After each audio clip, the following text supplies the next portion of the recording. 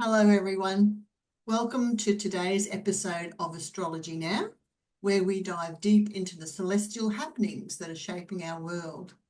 And in this episode, we'll be exploring the powerful cosmic alignment of the new moon in Pisces, accompanied by the significant planetary influences from the Sun and Saturn and Mercury and North Node and Neptune in this mystical water sign.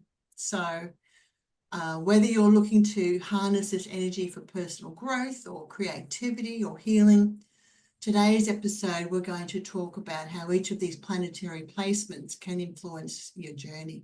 So grab a cup of your favorite herbal tea that helps you get comfortable and chill out as we explore the magic of the stars in all of this Piscean energy. So, Babula, that lineup, when I was thinking about all the planets that are come together at this new moon and ones in Pisces, I started to think that they'd sort of run off and to live in an ashram. That's how it felt. So I feel that, because I myself have been living in a dream world, escapist, wonderland bubble, while all this Piscean energy has been building up over the last 6 weeks or so. What about you? How have you been navigating these Piscean waters? Well, yes, like running away to an ashram, absolutely. There's that feeling of wanting to withdraw somewhat from the outer goings on in the world because there is so much happening out there and there's so much happening in our skies with the planets. It's a great deal is moving and will continue all through March. March is a big month, very complex, lots of Pisces energy. And yes, it does move that feeling in us of, oh God, it's all too much. I just want to escape. Pisces is the great escape artist of the zodiac because we can easily go into a state of complete overwhelm by it all. Absolutely. And I was thinking, first of all, my experience with the moon in Pisces, whether it's full or new, it's often followed by a lot of water. And it's, so I'm not surprised that there's a cyclone brewing off the Queensland coast. But also, I was thinking, new moons are planning for planting seeds for the new. But in Pisces, it's like putting them into quicksand. Yeah, it's I think the seeds have to be more in alignment with our inner world, our soul life, whatever that means for people, our spiritual connection, our feelings, and the seeds are there. And it may be things like, making a decision or a commitment to perhaps spend more time quietly, to spend more time in some kind of spiritual activity or a creative activity, or just to be quiet and silent for a while and to really, plant seeds like that of just being more in tune with what our inner reality is calling us. Because I know I do, we often override what our inner self is longing for because there's just so many other things to do. There's demands on our time and energy. There's so much happening. And I find that when we ignore that inner voice for too long, very often life takes care of it and we're just exhausted and we just cannot keep going, or we get sick. Things like that can very easily happen if we're not making time and space during this very watery period while the sun's going through Pisces, the North Node, and everything else that you mentioned. If we're not really paying attention and responding to that and making time and space for that, it's not really going to work very well. Yes, I remember some years ago where I was working in a very worldly job, and I thought, oh, I'm starting to feel a heaviness in my chest. They're like concrete, this is just like, this is not good for me. I knew I needed to reconnect with my spiritual nature in a deep and meaningful way. So I went off and did a few long workshops which were around that, and it just really reconnected me to that, and I just felt so much better. So Yeah. yeah, it does physically affect your health. Because I thought I could actually feel it manifesting in me physically. That's, It does. yeah. It really does. And medically, I think it's helpful to sort of consider that. Medically, Pisces governs our immune system and our lymphatic system. So, are there toxic, psychic, emotional buildups of old stuck energy in our system? Because Pisces is a mutable water sign. So the energy in the waters need to move. Mm, It's supposed to be fluid, not stagnant water.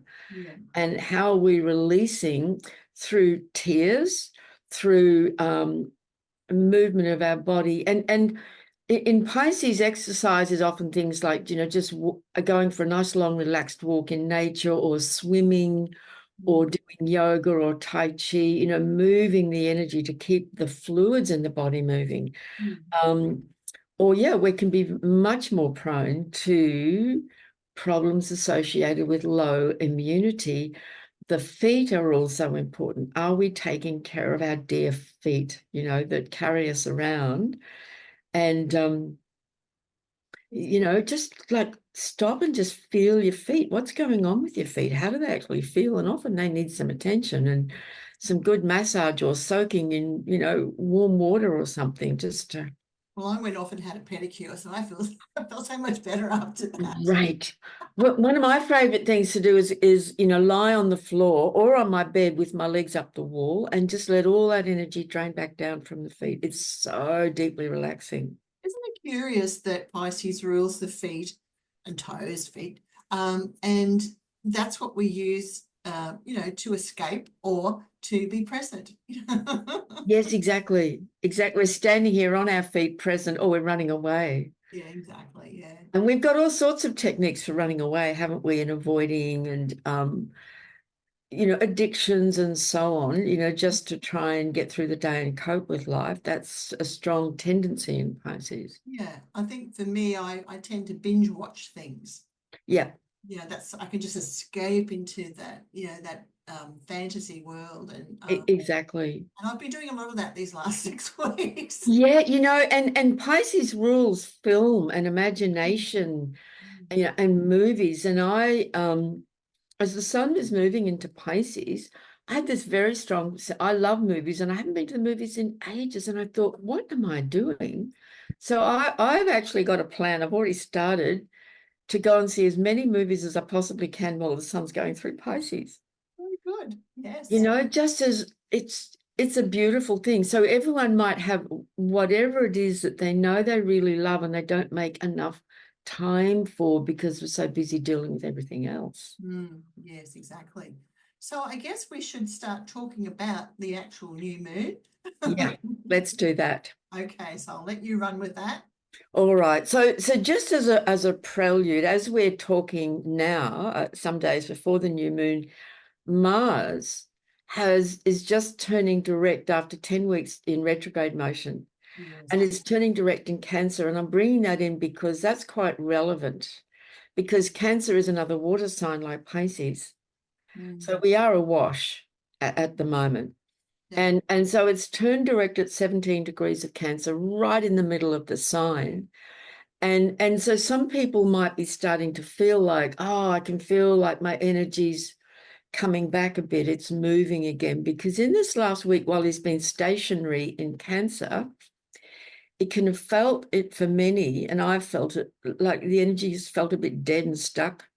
And then everything's moving into Pisces as well. Some went into Pisces. So yeah, we've been really deep in water. So now, oh, by the way, one more thing about Mars, which I think I've mentioned before. Mars is still out of bounds, which means it's way outside of its normal orbiting pattern. We'll just leave it at that, which means it's a bit more behaving like a wild card, like a maverick. And sometimes some of us will have planets that were out of bounds when we were born, and that part of us isn't going to behave in its normally accepted fashion. So, when it's Mars, we could be being a lot more assertive, or claim, trying to strike out for independence, and you're not going to tell me what to do, sort of an energy. So on to the new moon, which is on Friday, the 28th of February, the last day of the month this year. It will be at 9 degrees and 40 minutes of Pisces at exactly 10:43 a.m. in the morning in Brisbane time. So that's when the sun and the moon make a conjunction with Pisces. But as you were saying earlier, Saturn's also in Pisces, Mercury's in Pisces, the North Node's in Pisces, and Neptune's in Pisces. So this new moon is really just adding incredible energy to all of that water and those things we were just talking about. So in terms of planting seeds, I really feel it's got to be seeds of the soul or of our creative self or of our imagination, that part of us that just longs to live a different kind of a life that's more in tune with our inner reality so that we're not so kind of split and feeling like we're always being pulled away from who we are in here. Yeah, I think that for me, it's about the inner mystic that wants to come out and Yeah, that wants to express itself into the world and have an effect and be of service in the yeah, world. yeah. And it's interesting. I'm just reflecting on, I'm reading a book at the moment. It's a very, very famous book. And I've been aware for years that I've never read it. I have read many books over the years of the mystics, many, many.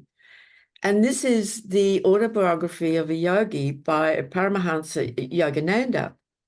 And I'd never read it, which is kind of a bit weird, but I hadn't. And I'm reading it now because someone lent it to me. I happened to say that to her. And it's been sitting by my bedside table, and I picked it up a few days ago. And I was reflecting on that this morning, like how appropriate that I'm reading that now while all of these energies are moving through the sign of Pisces. And so, this can show up for people in different ways, or it might be that you love music and there's just not been enough music in your life. Make time for that, Mm. Um, It's also a sign for unconditional love and compassion too, yep. a time for forgiveness too. If there's something that's been going on, it's something that can sort of help us forgive a situation or a person, to then bring about healing, those sorts of things. Most definitely. It's so much about letting go of the past, and forgiveness and compassion is very much a part of that, I think.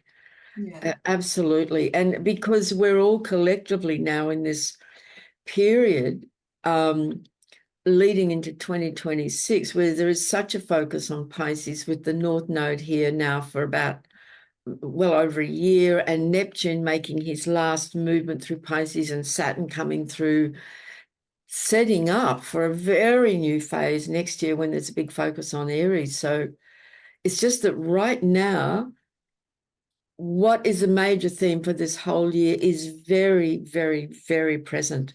So I think it's really important for us to really honor that and pay attention to that and really make space for this during this period and pretty much all through March. Yeah. Yeah. Mm. Um, Also, I was just going to add on to the compassion and unconditional love too. I often hear you talk about planets and signs in their highest form, and Mm. Pisces is really in its highest form is Christ consciousness, isn't it? It's Yeah. cosmic wisdom and spiritual knowledge and enlightenment, basically, isn't it? It is. That's exactly what it is. And that deep sense and knowing of the oneness of all of life.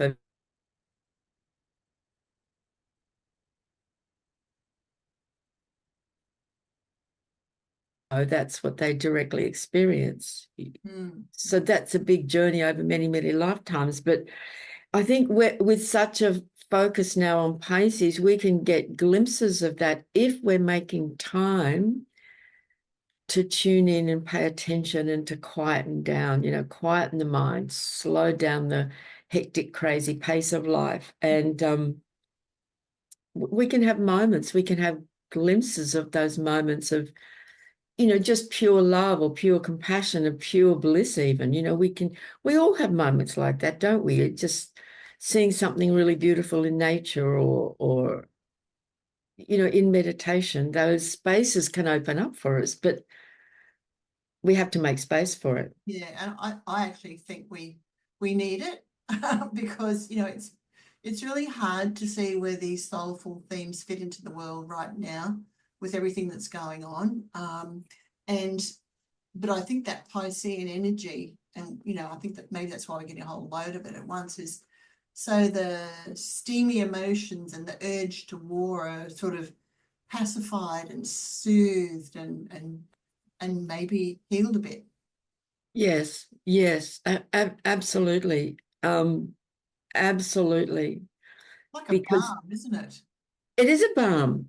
And we know how healing water is. When we're stressed, even hopping into a bath or even a shower, we come out of the shower or the bath and go, oh, that feels better. Or we go to a water, we go and sit near a waterfall or a river or the ocean or the sea, or just have a big glass of water and go, oh, that feels better. Water is a healing balm. It's so important. And water carries memory, and we are all connected through water. It's in all of our bodies. The oceans are all one ocean, actually, all around the planet. And, it's the same water that flows through rivers and through our bodies. Yeah, I'm a big fan of working directly with the element itself. So if we can make time to literally be near water and making sure we're getting lots of good, clean water to drink. It's so interesting that how powerful water is. We can carve a gouge in a big granite rock, like it's pretty amazing really. When it gathers together and it's in a stream of movement, what it can actually achieve. So Yeah. while I often think of watery signs or water as an element as soft and calm and soothing, but you go to the ocean when there's a storm around, and it's pretty choppy and ominous looking, and yeah, it's got power there. Oh, it's powerful, all right. And if you've ever been out in a boat, over really deep waters and look down and just get that sense of, oh my God, the power of that volume of water. And we know what can happen in those massive tsunamis. And I remember a couple of years ago, even here, we had 3 days and 3 nights of solid, heavy rain. It did not let up for a moment. And there was massive flooding. That's really, really powerful. And I remember when that rain stopped, I woke up and everything was quiet. I hadn't realized how loud it was until it stopped. Yeah, It's a powerful element, yeah, and not to be underestimated. yes, that's very true. And there's cute little goldfish, and then there's big sharks, that can devour you. So there's a lot goes on in the element of water. And I think just one more thing before we move on to what else is happening, because it's a lot. That whole imagery around the fish, the two fish of the Pisces symbol represents to me the life of the soul and our connection to source, God, spirit, the angelic realms, whatever that is for any individual, but also our life here in human form in this 3D dense, very dense realm in these bodies. And both have to be, acknowledged and represented in our life. As we live these human lives, are we also paying attention and giving time and energy to our soul connection, Yeah. back to where we came from while we're here? And that's a big ask because it's not easy. Yes. And sometimes we don't want to live in either world. It's Yeah, really hard to tread that line. And actually, yeah, that's the life of a mystic, isn't it? Is that's right. the edge between the two worlds, the physical and non-physical, and yeah, and what the mystic brings through to share from those other realms to share with other people. Yes, it's very much that phrase, to be in the world but not of it, to be in the world and participating but knowing that there's something else beyond that as well. And that's, I think, very important while Saturn's going through Pisces over the last 2 years and through this year before it moves out into Aries. And Saturn's coming up to a conjunction with the North Node in Pisces and soon a conjunction with Neptune. It is that conundrum of our physical human reality with our spiritual reality, and they're not always easy to integrate and come to terms with. It's not always easy to do that. Yes, yeah. I read something funny in an astrology newsletter that I received. Someone described Saturn in Pisces as Saturn in his second year of wandering through Pisces like a fatigued refugee trudging across quicksand. I thought it was hilarious, actually, when you think about it. Yeah, because Saturn can certainly have a kind of a heavy, leaden sort of quality about it. It can feel like it's heavy going, and that's that feeling so many have of just feeling generally exhausted. And we might have some periods where we kind of feel a bit energy's picked up, but underlying there's this feeling in the collective of just, oh, how much more of this, and yeah.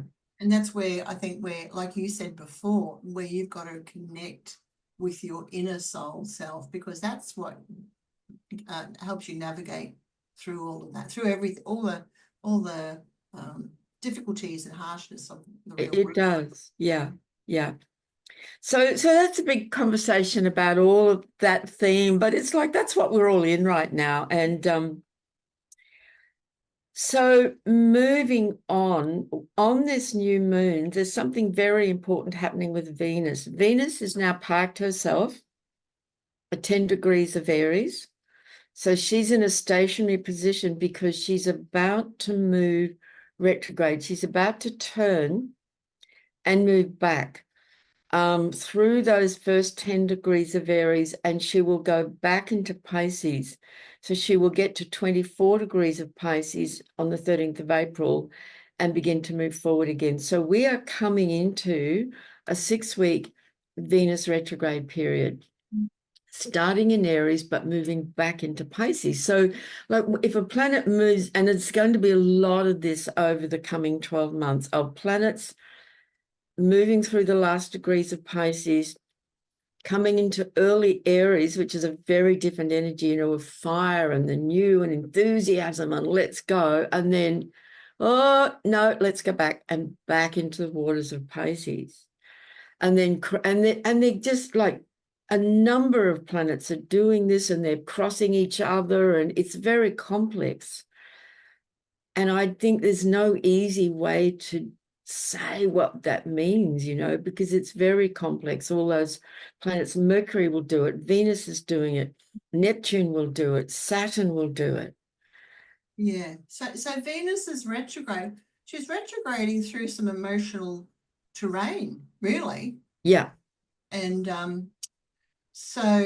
and with Venus, I guess that might be in regard to examining our relationships. Yes. Right? And in Aries, it's to test to see if they are really true or they're just comfort or familiarity. Exactly. And in Aries, sparks can fly. People can just get really pissed off and really frustrated. And in fact, I've already seen it with someone I know very well.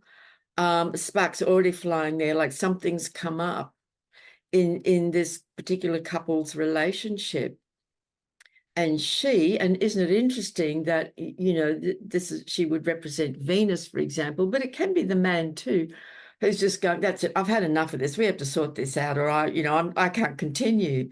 So, and it's been sparked like that over one thing, but it's something that's been building up. So I think we will see a lot of that in relationships, particularly while it's in the Aries phase. Did I make a note of when she'll retrograde back into Pisces on the 27th of March. So there's still, through most of March, she's still in the Aries phase, retrograding back. So that can be really feisty. And it's about, looking back over the relationship dynamic and seeing, like, I've put up with this for a while and I don't want to put up with it anymore. We need to sort this out.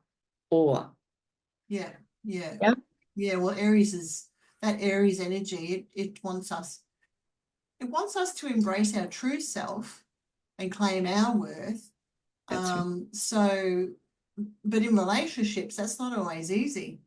And I think, like you were saying, it's if we start digging around in those minefields, expect a few bombs to go off.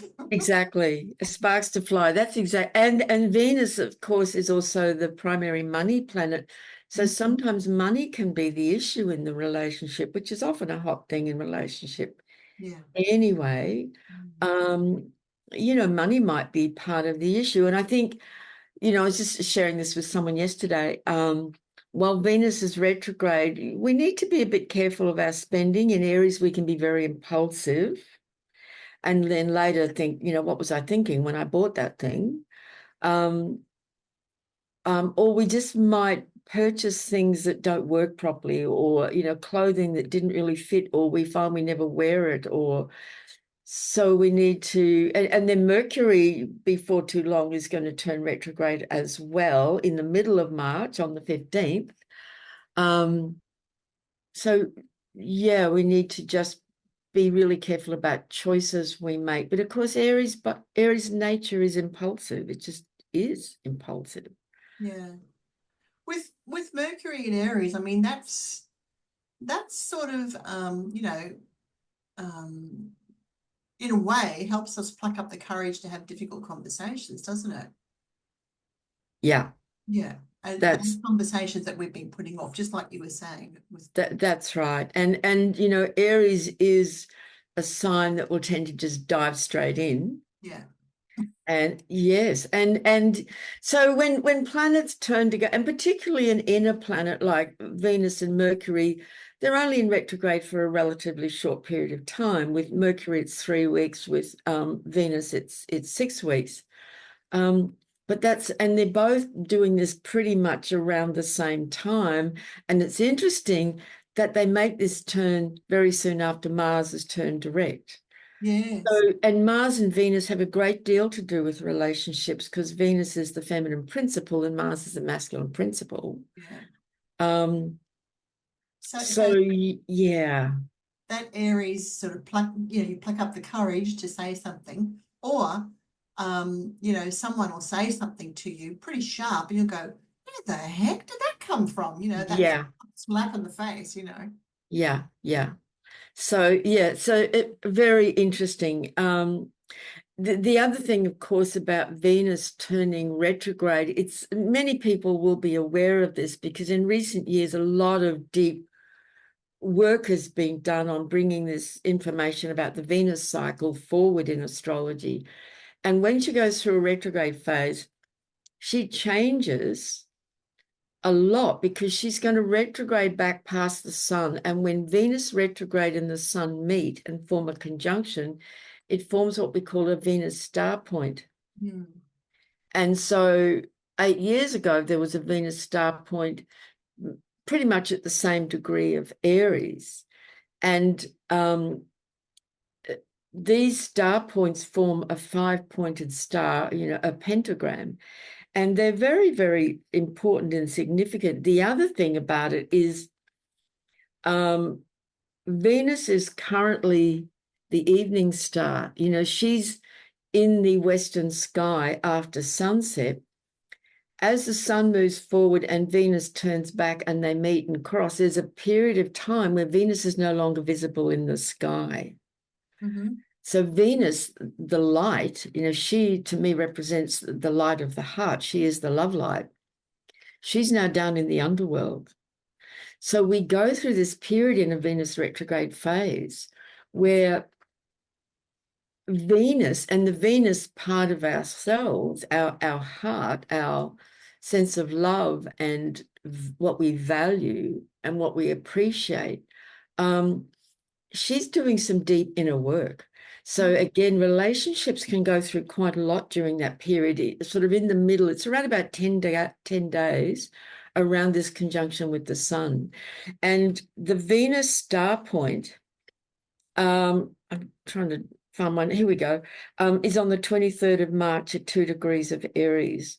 And so it's in around about 5 days before and after when Venus won't be visible in the sky. Mm. So we'll all be processing some quite important stuff around what is really important to me. What and who do I really love? Where do I put my love energy? How much do I love myself? How do I not value myself? Exactly. All of these issues. And people might be making important decisions around their finances too, Mm. and then as Venus starts to pull away from the sun, she will then begin to reappear as the morning star. Mm. And the evening star and the morning star, they have different sort of a quality. So there's this whole process that goes on with Venus through a retrograde period that's really quite significant and has a big impact on all of our Venusian themes around what does it mean to be feminine? What is feminine in men and women? What is it? How do we love? Who do we love? Do we love ourselves? What do we really value? Are we not living the truth of what we really value, from our heart? Are we living from our heart? Mm. So it's important. I think that we've covered this before, but Venus in Aries is why we've got all these identity problems, am I male, am I female, that sort of thing too.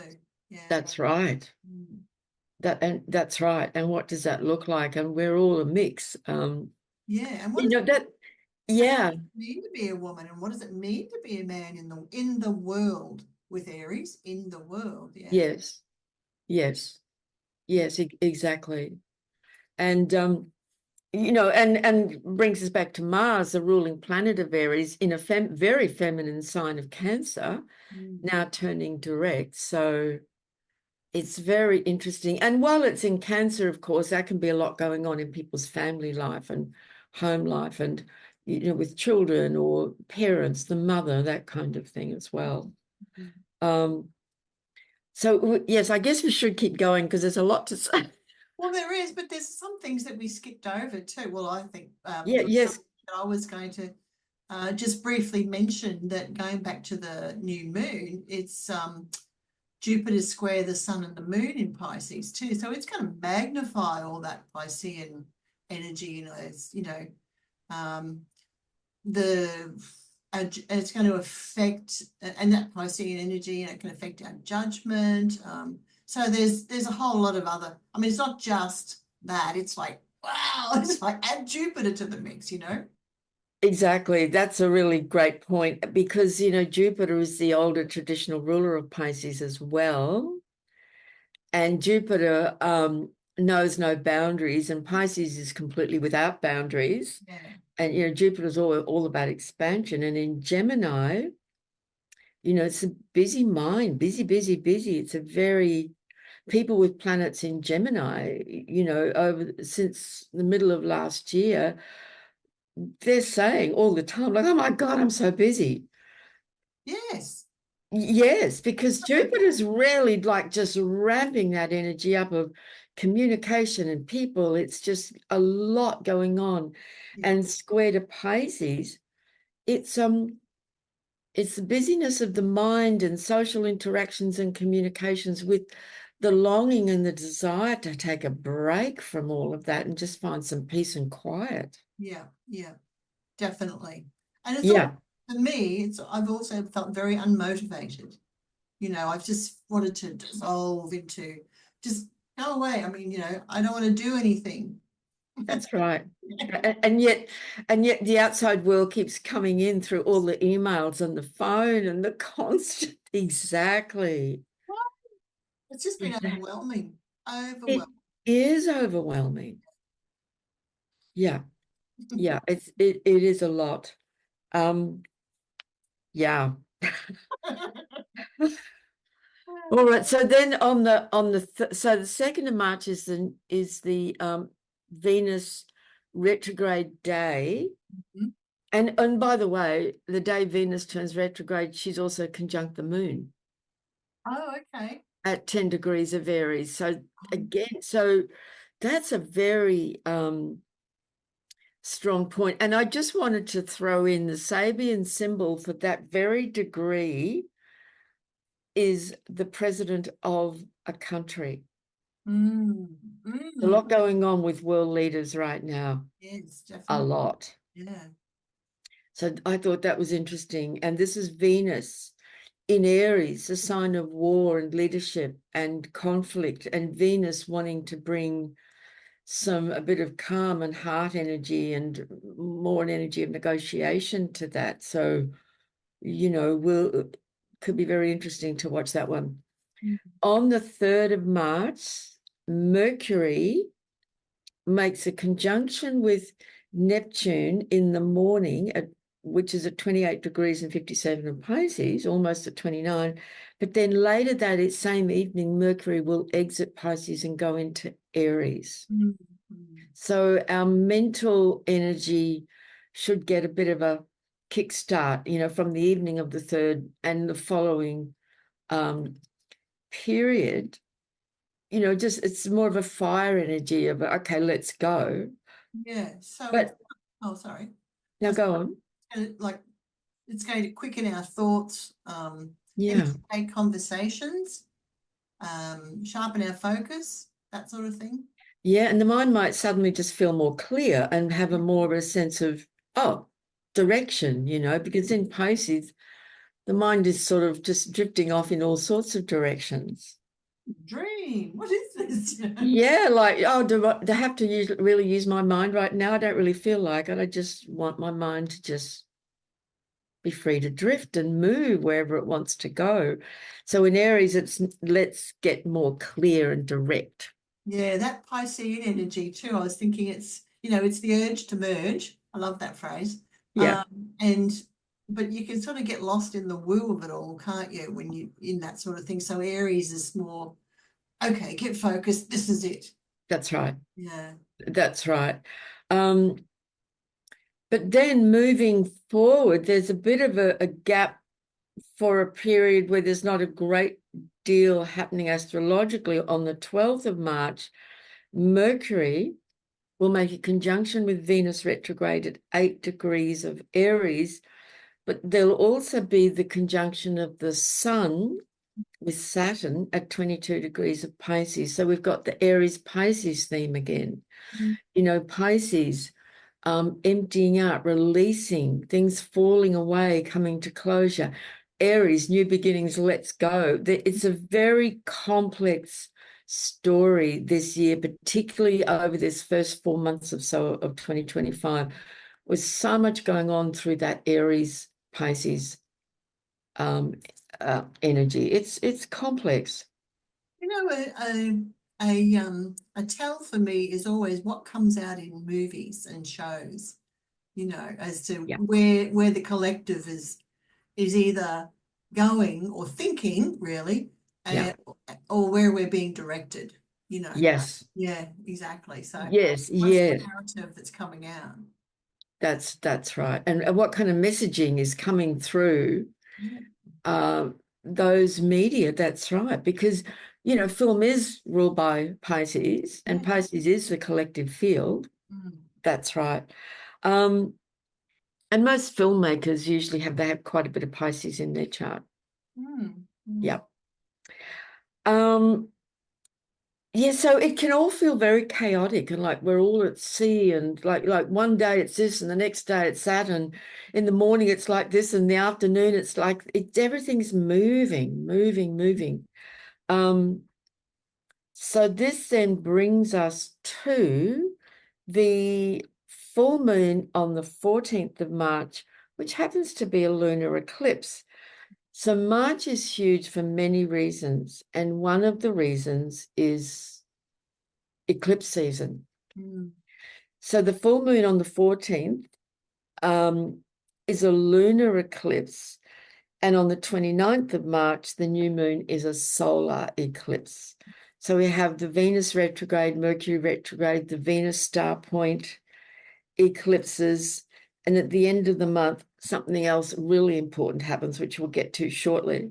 It's a big month. So what I feel about just overall is that we just have to, it's like take it one day at a time, you know, we're just showing up each day and trying, this is my approach to it anyway, is to stay as open as possible, go with the energies. One day you have energy, move with your energy and do things. The next day, maybe you feel like you have no energy, then just take it easy. And all we can do is respond, you know, moment to moment, day by day to what's happening. Because if we try and control it all and figure it all out, that's not going to be very easy and very helpful, actually. Yeah.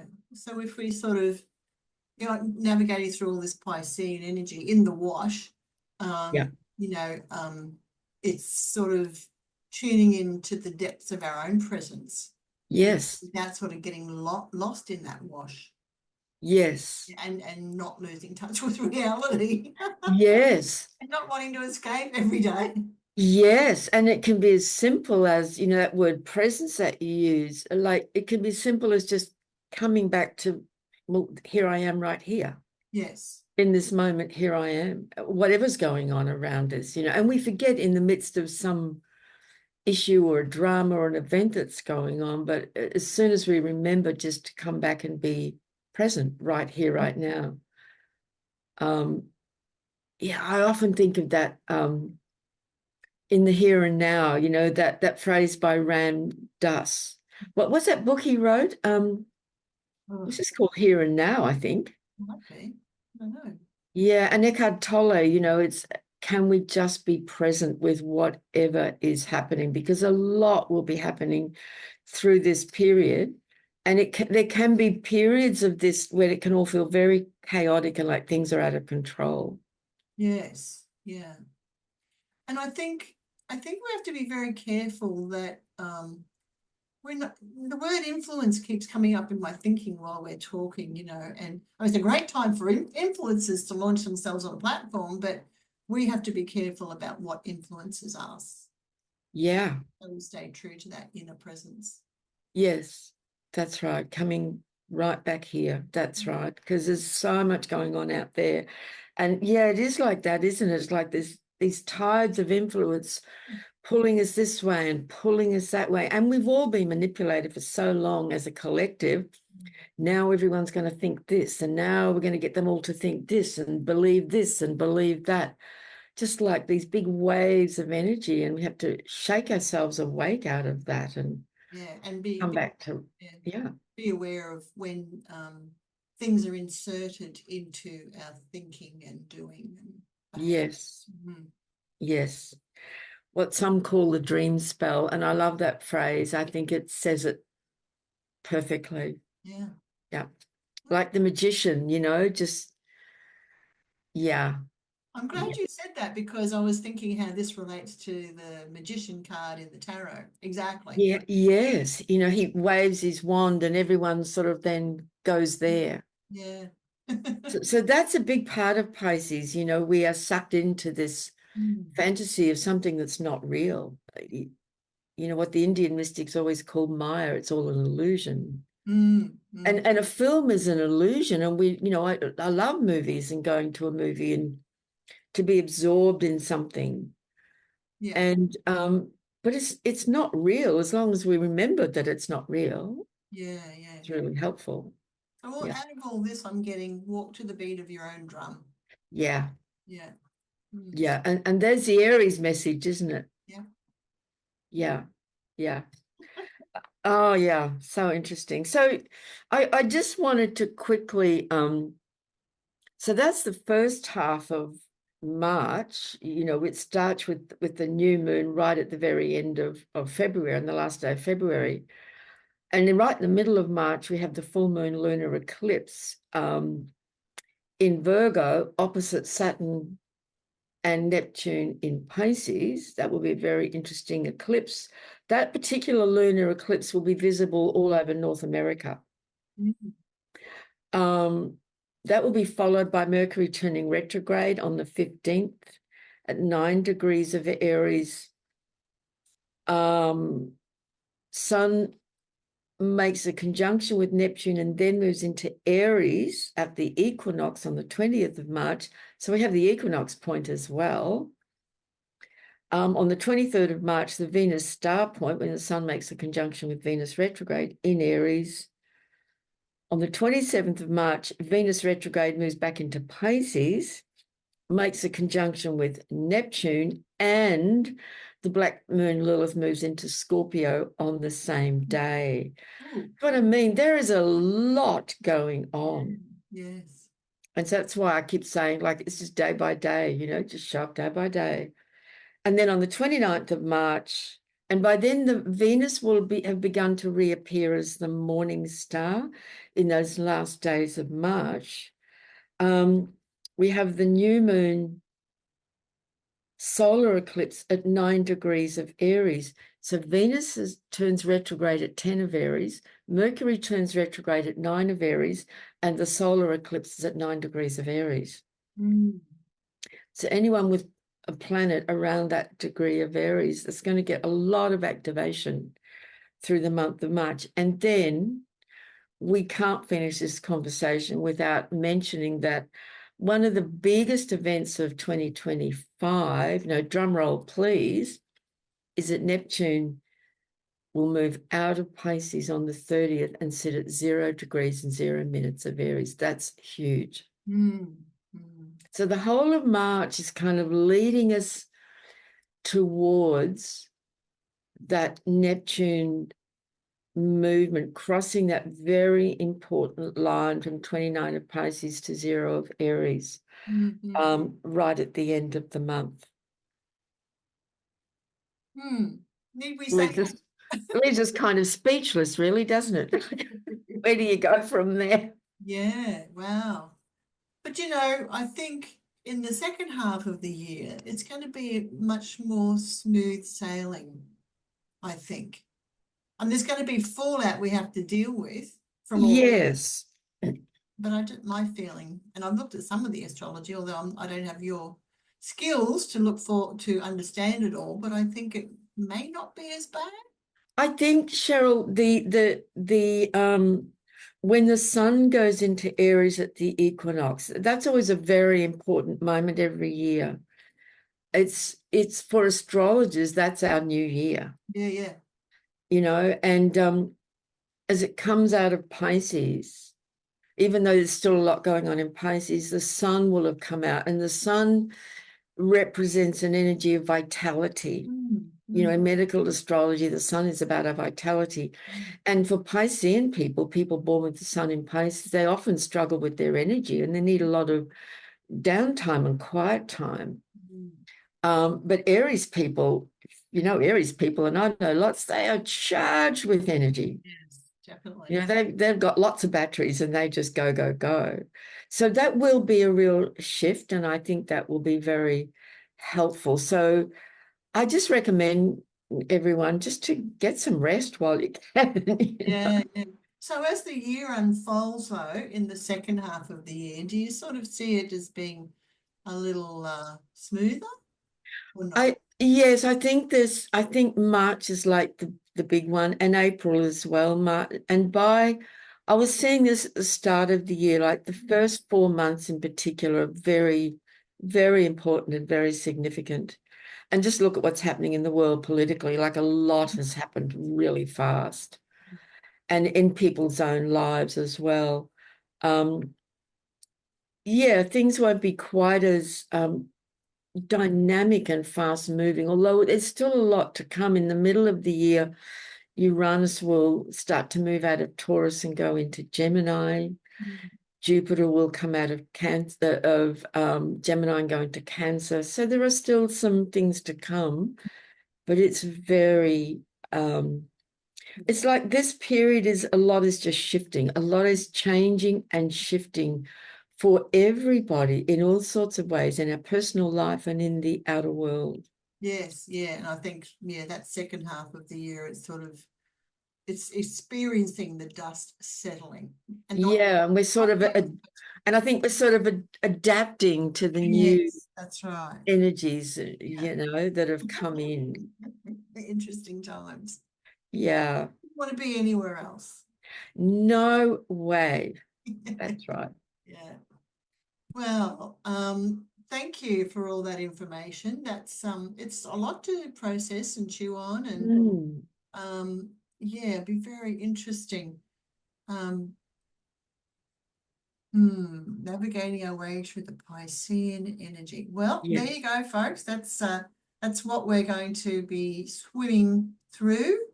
Don't know if we'll be going against the tide. Hopefully not too often, but stuff happens in life, doesn't it? Yeah, and sometimes we just need to, lie back and just float down the river, Yeah, even if it's just for a day or two. yeah, It's that feeling of just relaxing and letting go. And even if you need to go and have a massage or go to a float tank or whatever is going to be helpful, yeah, or just go back to bed. yeah. Just the process of letting go and Yep, okay, I'm okay with wherever it end where I end yeah, up. It's probably going to be for a better place for my highest good, even though it's not easy and it's not blissful but that's usually what happens in life, isn't it? We yeah. don't really like these bumps in the road, but after a while we go, well, actually, it's got me into a different place, which I didn't expect, and actually I don't mind it. That's right. And we look back and realize, well, I can see why all that needed to Mm, happen. yeah, yeah. Yeah. So everyone, just a quick reminder, if you enjoyed this episode, to please like it, subscribe, share with your friends if you feel so moved. And Babula and I will be back with the next episode very soon, well, in 2 weeks anyway.